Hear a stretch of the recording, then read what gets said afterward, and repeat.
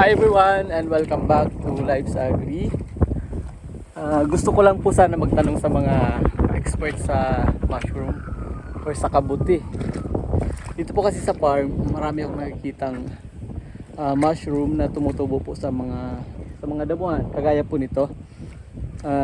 Sana po may makasagot sa mga expert po dyan ng mushroom. Ito po napakalaki.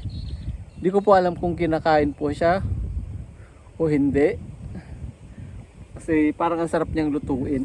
Ito, kunin ko Sana may mag-comment kung pwede po siyang kainin. Ito po. Yun o, ang laki niya. Ito, may ring po siya. Ito. Yan. Yan po. Napakalaki oh. Parang ang sarap lutuin. So ayan po, sana may makasagot.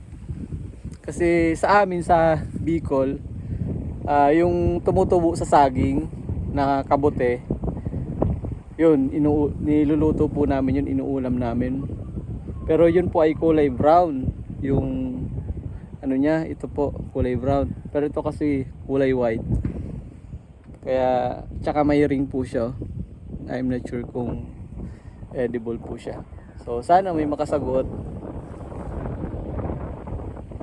ng vlog ko po ngayong araw. So marami po yan, marami pa akong nakikita yan. Sa mga damuhan po na yan, marami po dyan. Tsaka mayroon pa pong isang klase nito para po siyang oyster mushroom. Madami din.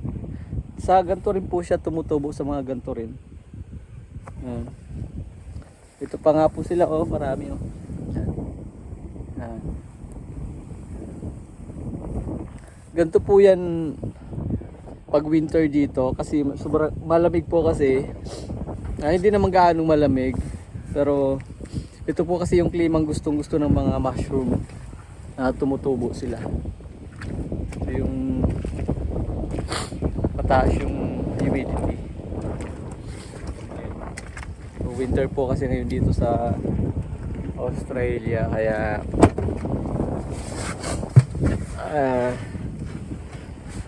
malamig. So yung winter po kasi dito, hindi naman siya yung nag-yellow, kaya yung maraming mushroom na tumutubo sa mga gilid-gilid. Hindi ko lang mapuntahan yung yung isang klase, para siyang oyster, kulay puti siya. Parang sarap niya kasi lutuin Ayun, sana may makasagot thank you so much. May trabaho pa ako. Na-amaze lang ako sa mushroom na yan. Ang dami po niyan sa mga damuhan.